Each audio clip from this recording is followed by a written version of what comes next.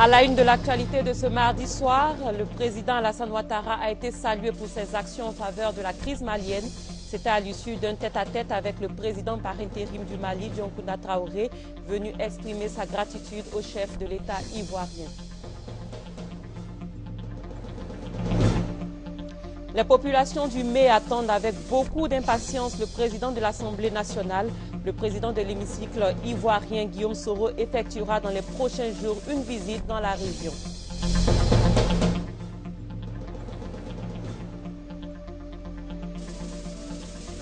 Un incendie s'est déclenché dans le quartier de Makori à Numombo. Le feu a consumé une trentaine de maisons, laissant les habitants dans la désolation.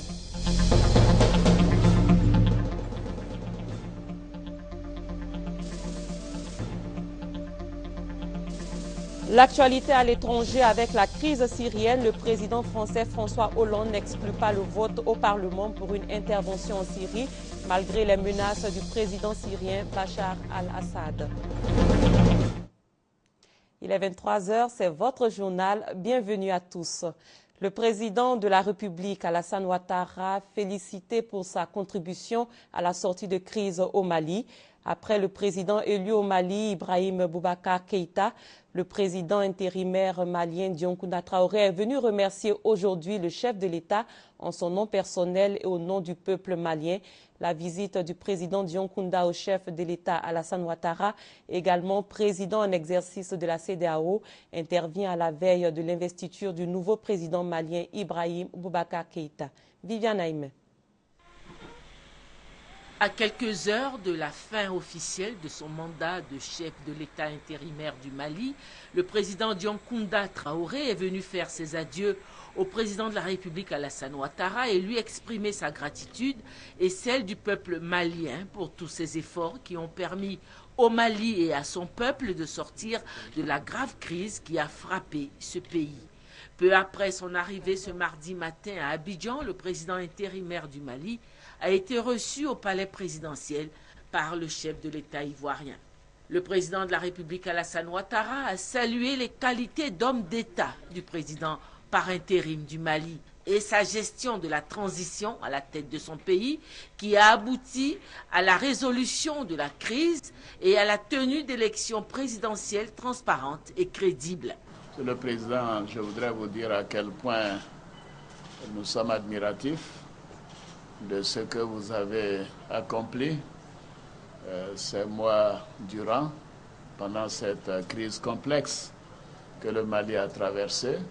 Comme vous le savez, nous avons toujours été à vos côtés parce que le Mali, c'est la Côte d'Ivoire et la Côte d'Ivoire, c'est le Mali. Je voudrais vous dire à quel point vous avez vous-même fait montre d'abnégation, de persévérance, de courage. Permettez-moi que je salue ces grandes qualités d'homme d'État et vous dire que le Mali a eu beaucoup de chance de vous avoir pendant cette période de transition. Donc en Côte d'Ivoire, Monsieur le Président, vous êtes chez vous. Le président Dioncounda Traoré, qui a conduit pendant près d'1 an et demi la transition au Mali, a remercié en des termes forts le chef de l'État ivoirien pour sa contribution en qualité de président en exercice de la CEDEAO et son implication personnelle dans la résolution de la crise au Mali. Le Mali revient de loin. Nous avons passé des mois extrêmement difficiles. Mais aujourd'hui, nous pouvons dire que nous sommes au bout du tunnel. Après avoir recouvré l'ensemble de notre territoire, après l'organisation de l'élection présidentielle, que toutes et tous s'accordent à reconnaître comme ayant été transparente et crédible, je pense que nous pouvons effectivement dire que nous sommes au bout du tunnel. Ce parcours a été possible grâce à vous, Monsieur le Président. En tant que président de la CEDEAO et aussi en tant que président d'un pays voisin, d'un pays frère ami, vous avez fait en sorte que la tragédie malienne devienne une question de politique intérieure de la Côte d'Ivoire. Une préoccupation permanente des hommes et des femmes de ce pays qui n'ont cessé de nous soutenir, qui n'ont cessé de nous encourager quand il le fallait. Et je pense qu'aujourd'hui, le résultat que nous obtenons est dû à tout cela, mais aussi et surtout à votre leadership au niveau de la CEDEAO. Vous avez dit que j'étais une chance pour le Mali d'avoir été là, mais j'ai coutume aussi de dire, Monsieur le Président et cher frère, que la chance du Mali a été qu'Alassane Ouattara se trouva au bon moment, au bon endroit. Et je crois que tout ce qui a été fait l'a été grâce à vous. Et c'est tout cela que je suis venu vous exprimer aujourd'hui. Au nom du peuple malien, vous dire merci. Le mandat de président intérimaire du président Dioncounda Traoré prend fin demain mercredi 4 septembre, jour de la prestation de serment du président élu Ibrahim Boubacar Keïta. Et après lui avoir exprimé sa profonde gratitude pour son implication dans la crise malienne, le président intérimaire du Mali, Dioncounda Traoré, a élevé son homologue ivoirien Alassane Ouattara à la dignité de croix de l'ordre national malien. Et rendant la monnaie à son hôte, le chef de l'État, Alassane Ouattara, a également élevé le président Dioncounda Traoré à la dignité de croix de l'ordre national ivoirien. Nous restons avec Viviane Aïmen pour témoigner de ce double hommage officiel. Cette visite de remerciement et d'adieu du président intérimaire du Mali, Dioncounda Traoré, au président de la République, Alassane Ouattara, a été l'occasion d'un double hommage. En effet, c'est toute la communauté africaine et internationale qui salue et reconnaît la contribution du chef de l'État ivoirien, le président Alassane Ouattara, président en exercice de la CEDEAO, dans la résolution de la crise au Mali, et l'abnégation et le sens du sacrifice du président Dioncounda Traoré. C'est ainsi que l'on peut interpréter la présence des ambassadeurs des pays membres de la CEDEAO et celle des partenaires de la CEDEAO que sont l'Union africaine, la France, les États-Unis, au déjeuner officiel en l'honneur du président intérimaire du Mali au palais présidentiel ce mardi. En cette occasion, le président Dioncounda Traoré, rendant publiquement hommage au chef de l'État ivoirien, l'a élevé à la dignité de Grand Croix de l'Ordre national du Mali. À son tour, le chef de l'État ivoirien a redit publiquement la grande estime qu'il porte au président Dioncounda Traoré. Il a élevé Grand Croix dans l'Ordre national ivoirien. Visite de remerciement et d'adieu, le président Dioncounda Traoré devait regagner peu de temps plus tard son pays. Le président intérimaire malien Dioncounda Traoré a par la suite quitté la Côte d'Ivoire. Il a fait ses adieux au chef de l'État Alassane Ouattara sur le tarmac de l'aéroport Félix Houphouët-Boigny de Port-Bouët, où l'attendaient des aéronefs des Nations Unies devant le ramener à Bamako. Dans la capitale malienne, Dioncounda Traoré remettra demain mercredi le pouvoir au nouveau président élu du Mali, Ibrahim Boubacar Keïta. Dans 12 mois, il sera plus aisé de parcourir le tronçon Abobo à Niama. Le chef de l'État Alassane Ouattara a procédé hier au lancement des travaux. Il s'agit de la réhabilitation de la route Abobo à Niama et de l'ouverture d'une nouvelle voie d'accès à l'hôpital général d'Aniama. Coût de ce projet appuyé par la Banque mondiale, près de 8 milliards de francs CFA. Le président de la République a profité de l'occasion pour saluer le courage et la détermination des populations d'Abobo dans la lutte pour la démocratie en Côte d'Ivoire. Awa Touré. On s'achemine vers la fin du calvaire des usagers de la route Abobo à Niama, autrefois appelée la route de la Pola. Depuis 12 ans, les populations attendent la réhabilitation de cette voie longue de 4,5 km. Soucieux du bien-être des populations, le président de la République, Alassane Ouattara, a intégré l'aménagement de la route Abobo à Niama et la construction de la voie d'accès à l'hôpital général d'Aniama à son vaste programme de reconstruction. C'est à ce titre que le chef de l'État a officiellement lancé le lundi 2 septembre les travaux financés par la Côte d'Ivoire à hauteur de 1,152 milliard et la Banque ouest-africaine de développement 6,4 milliards.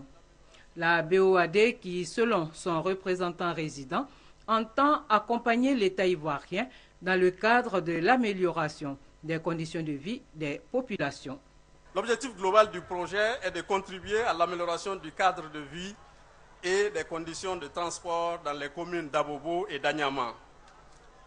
Les objectifs spécifiques sont améliorer la fluidité de la circulation sur le tronçon principal par l'augmentation de la vitesse de référence de 30 à 60 km par heure et de réduire le coût d'exploitation des véhicules de 60% à l'horizon 2014. Pour le ministre des Infrastructures économiques, Patrick Achi, ce projet tant attendu est devenu une réalité. Ce projet impacte des quartiers à très forte densité de population et souvent à revenus modestes. Il aura, à travers ses impacts économiques et sociaux, des effets positifs indéniables sur le quotidien des habitants des communes d'Abobo et d'Anyama. Les travaux proprement dits consisteront en la construction d'une route neuve en 2 fois 2 voies sur 4,5 km entre Abobo et Anyama et le bitumage de la voie autoroutière d'accès à l'hôpital en 2 fois 1 voie sur 1 km.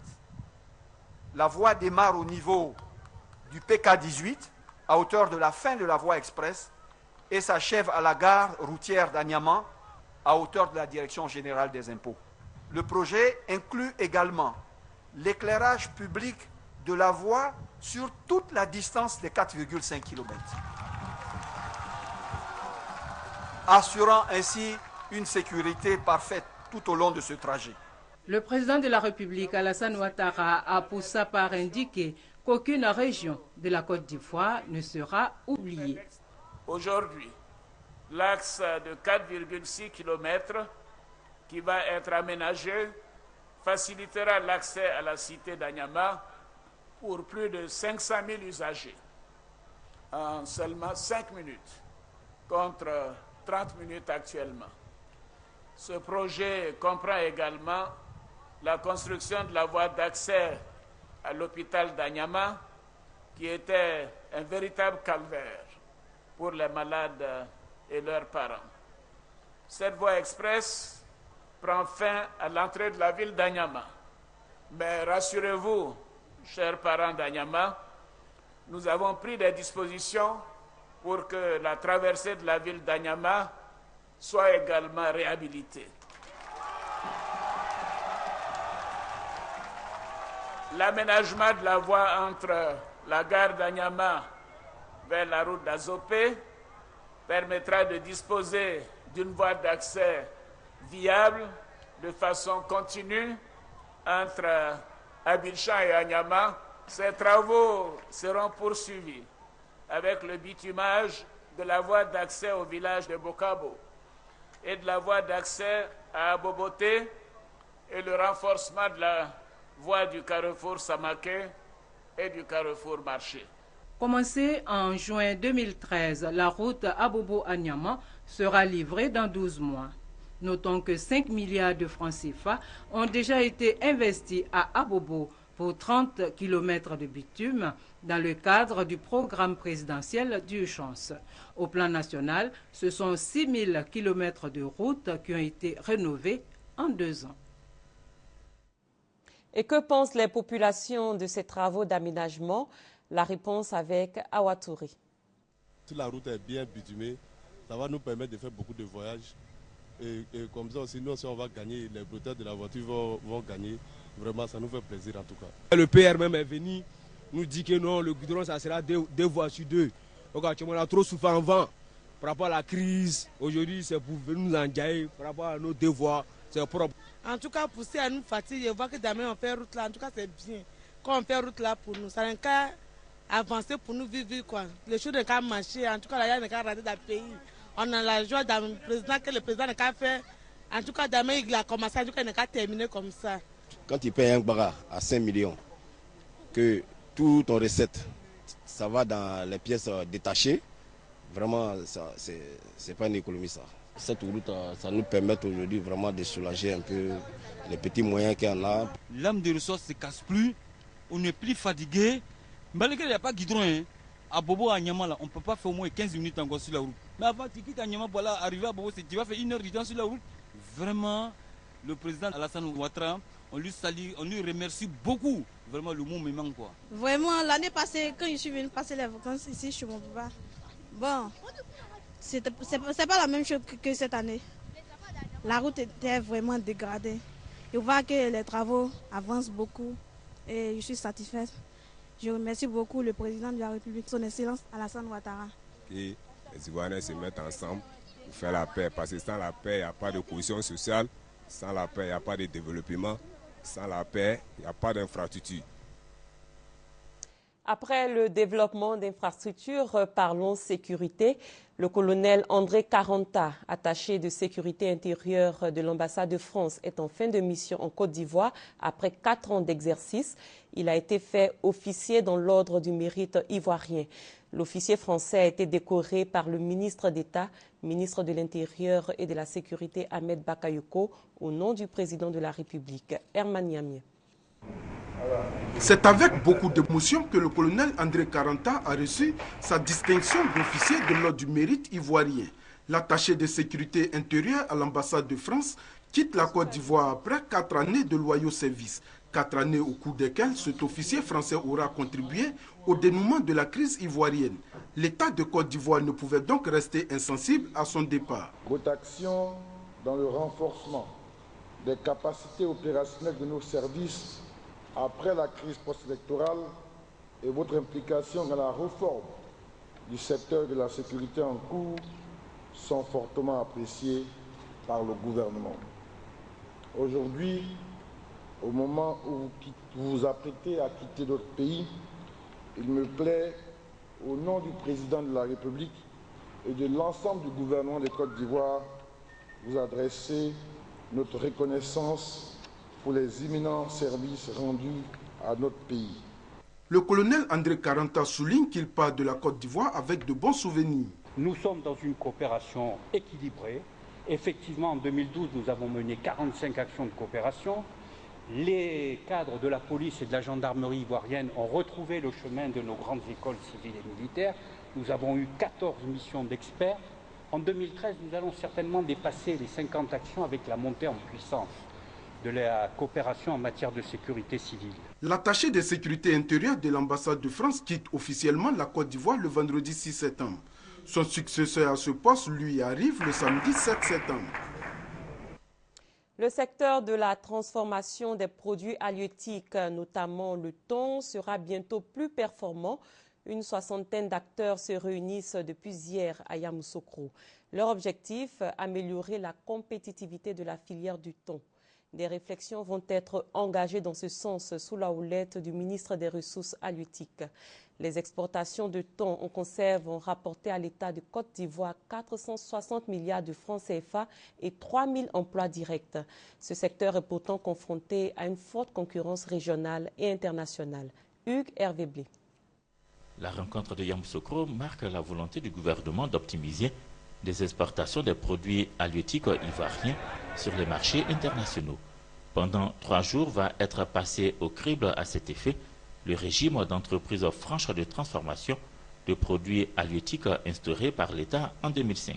Ce régime est cantonné à l'exportation, mais on pourrait étendre ça à toute la filière, depuis la production, la commercialisation et l'exportation vers les autres continents, notamment l'Union européenne.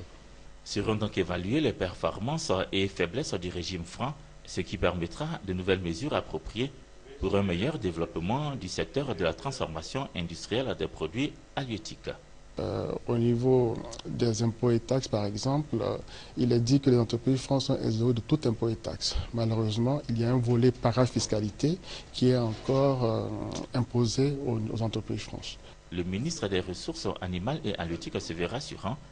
Kobenan Kwasi Adjoumani renouvelle l'engagement du gouvernement à réduire les contraintes réglementaires et institutionnelles Celles-là également qui sont d'ordre financier et réglementaire. Le président de la République, depuis qu'il est arrivé, sur une dette cumulée de 5 milliards, il a fait payer 3 milliards aux entreprises franches. Maintenant, le souci n'est plus tellement de faire cumuler la dette. Il faut mettre en pratique la loi et que nous puissions permettre à ces industries-là de disposer d'avantages assez appropriés. L'exportation des conserves de thon vers le marché européen représente environ 70 milliards de francs CFA sur 460 milliards de recettes d'exportation. L'industrie tonnière emploie plus de 3 000 personnes directement et fait vivre environ 40 000 personnes de façon indirecte en Côte d'Ivoire. Tristesse et désolation animent depuis ce dimanche les populations de Makori à Numombo. Un grave incendie s'est déclenché aujourd'hui dans ce quartier. Une trentaine de maisons en bois sont parties en fumée. Le témoignage de Fatou Fofana. Aucune perte en vies humaines, mais voilà tout ce qui reste de 35 baraques en bois. C'est aux environs de 16h30 ce dimanche que le feu s'est déclaré. À l'origine, le dysfonctionnement d'une bouteille de gaz. Elle allait charger la bouteille de gaz, elle arrivait, elle a préparé la sauce. Après la sauce, elle a mis le cabato au feu. Elle a vu que la bouteille de gaz là, c'est pas bien allumé. Elle voulait augmenter. Maintenant, ça a pris un coup. Donc elle a couru pour appeler quelqu'un de venir. Là, la personne, au moment où il va venir, là, il a trouvé que ça a pris en même temps. La trop grande proximité des maisons et la vitesse de propagation du feu n'ont pas permis aux habitants de sauver leurs effets personnels. Ma femme était à la porte pour préparer. Elle n'est même pas pu, c'est nous qui étions les voisins. Elle n'est même pas pu rentrer. On a debout couru partir. Nous-mêmes, on n'est même pas pu rentrer. C'est les habits que j'ai sortis avec ça. Même madame, elle n'a même pas pu porter les sandalettes.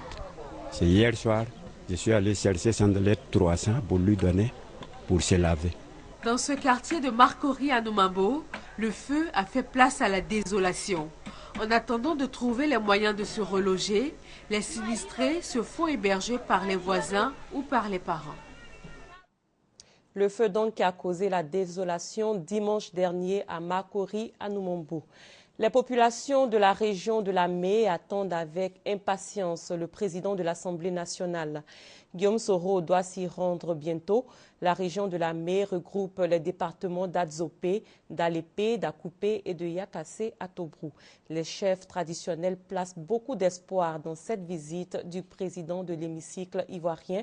Ils ont fait cas de leurs préoccupations au conseiller du président Guillaume Soro.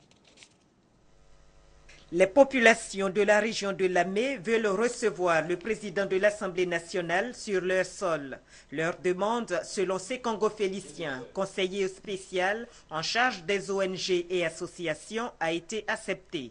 Guillaume Kibafori Soro sera donc à Adzopé, à Koupé, à Lépé et Yakassé à Tobrou, les 4 départements qui composent la région de Lamé. Nous voulons accueillir le président de l'Assemblée nationale parce que nous voulons que sa visite dans la région de Lamé nous aide à réconcilier les communautés vivant dans la région de Lamé.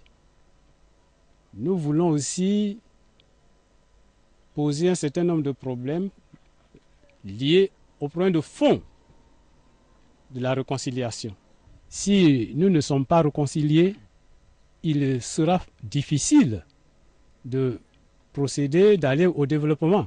Les populations souhaitent que cette prochaine visite du président de l'Assemblée nationale dans leur région apporte des réponses à leurs préoccupations. Cette route que vous voyez, elle mène vers la morgue et elle est vraiment impraticable. Nous avons tous des problèmes pour avoir accès à la morgue. Donc nous pensons que si l'arrivée du président de l'Assemblée nationale ici à Zopé vraiment va nous soulager. Les routes, pour aller dans un village, si il pleut comme ça, là, tu ne peux même pas aller au village. Tu sors, tu prends la voiture, on dit on ne peut pas aller. Tu es obligé de prendre moto aussi, ce n'est pas prudent.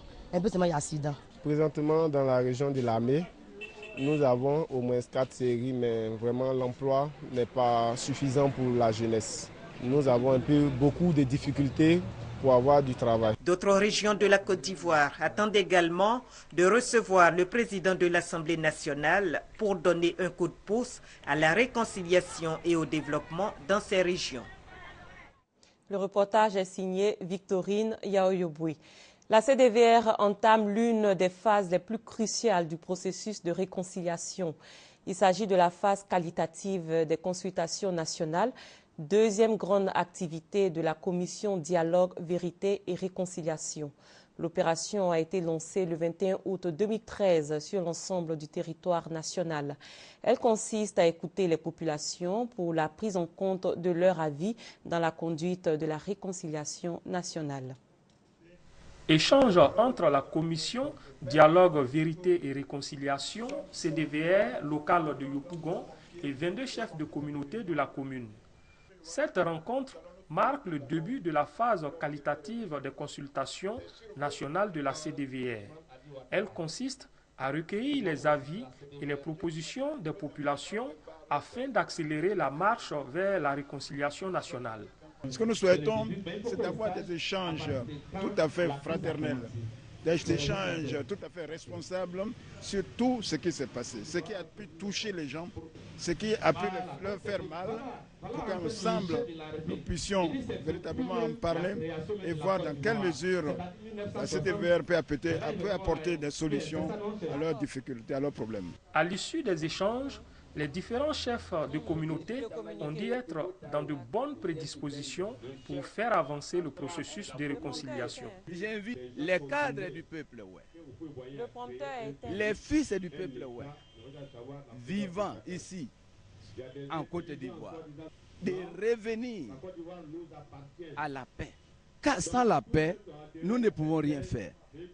On n'a pas d'autre État que la Côte d'Ivoire. Chez nous, le Sonfo, nous disons, c'est lui qui ne pardonne pas, ne sera jamais pardonné. Après les chefs de communauté, c'est aux opérateurs économiques de se présenter ce mardi devant les commissaires locaux.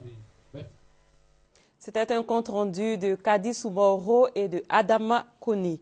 La 13e édition de Clap Ivoire s'est tenue aujourd'hui à la Riviera. Le lancement de l'édition 2013 s'est tenu en présence du ministre de la Culture et de nombreux réalisateurs africains. Plusieurs films sont en compétition, dont La Petite Noura de l'écrivain ivoirien Konon Kofi Sylvain. Et également en compétition le documentaire Kola, la noix aux 1000 vertus de Koulibaly Seydou, également de la Côte d'Ivoire. Les projections des films en compétition prendront fin le 5 septembre. À l'étranger, la crise syrienne, le président français François Hollande ne s'est pas encore prononcé sur l'éventualité d'un vote au Parlement au sujet d'une intervention de la France en Syrie. Le président Hollande a par ailleurs fait savoir que l'Union européenne devait se réunir sur le dossier de la Syrie dans les prochains jours. Mais elle le fera avec ses responsabilités et Paru assumera également les siennes. Et de son côté, le président Bachar al-Assad, accusé d'avoir utilisé de l'arme chimique contre son propre peuple, menace. Pour couper court aux doutes et atermoiements de personnalités politiques de la droite, voire de sa propre majorité, le chef du gouvernement français a réuni lundi durant 2 heures des parlementaires de tous bords pour clarifier la stratégie suivie par François Hollande. Non, c'est bon. Secret déclassifié à l'appui. Il est en train de rectifier. Par la même occasion, Jean-Marc Ayrault leur a présenté une synthèse imputant une nouvelle fois la responsabilité de l'attaque chimique du 21 août à Bachar el-Assad. En effet, selon les experts, il est le seul à posséder des tonnes d'hypéride, de sarin et de VX, et le seul à avoir la capacité de s'en servir à grande échelle. Par ailleurs, les documents vidéo tournés par des médecins de la rébellion ou des civils, authentifiés et certifiés par les services français, ne laissent aucun doute sur la nature des armes utilisées. À l'issue de sa présentation, Jean-Marc Ayrault a confirmé le choix stratégique du président. La France est donc déterminée à sanctionner l'usage de l'arme chimique par le régime de Bachar al-Assad et de le dissuader d'y recourir à nouveau par une action ferme et proportionnée. Il n'est pas question pour la France d'agir seule. Le président de la République continue son travail de persuasion pour réunir, dans les meilleurs délais, une coalition. Jean-Marc Ayrault a précisé que le débat de mercredi au Parlement ne serait pas suivi de vote et que François Hollande prendrait sa décision une fois la coalition mise sur pied. Dans un entretien accordé au Figaro, Bachar el-Assad a rétorqué que la France était hostile au peuple syrien et que cela aura des répercussions négatives sur ses intérêts. Il en a profité pour élargir la menace à toute la région, affirmant que le chaos et l'extrémisme s'y répandront en cas de frappe. Et avant de nous séparer, cette information, une rencontre a eu lieu hier entre la chargée d'affaires de l'ambassade des États-Unis en Côte d'Ivoire, Mme Cheryl Sim, et les autorités ivoiriennes. Au cœur de l'entretien, l'attaque à l'arme chimique du régime syrien contre sa propre population et la nécessité pour la communauté internationale de tenir le régime responsable. Le 31 août, le président américain Barack Obama a déclaré que les États-Unis entreprendraient une action militaire contre Damas. Et selon le secrétaire d'État américain John Kerry, les États-Unis ne sont pas les seuls à condamner le pouvoir syrien. La Ligue arabe s'est également engagée à, je cite, maintenir le régime syrien entièrement responsable de ce crime. Et sur ce, c'est la fin de ce journal. Merci de l'avoir suivi. Excellente fin de soirée sur RTI1.